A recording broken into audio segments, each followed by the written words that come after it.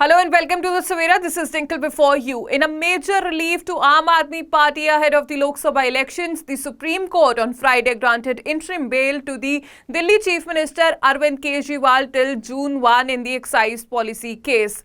The top court, however, stated that it will be passing a detailed order over the matter soon. On Thursday, the Enforcement Directorate had opposed the move to grant interim bail to Kejriwal, saying that any special concession to him will amount to anathema to the rule of law and equality, thereby creating two separate classes in the country with ordinary people who are born by the rule of law as well as the laws of the country. And the second will be of that of politicians who can seek exemption from the laws. The Enforcement Directorate had arrested Kejriwal on March 21st in the money laundering case linked to the Delhi excise policy, which now stands scrapped.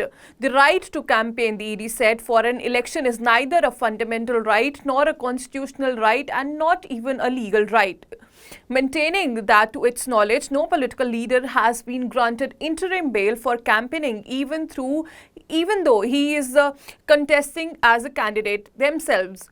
After the ED filed its affidavit, the Aam Aadmi Party in a press release said the legal team of Delhi Chief Minister and Aam Aadmi Party National Convener Arvind Kejriwal has raised strong objection to the affidavit filed by the Enforcement Directorate opposing the interim bail in the Supreme Court.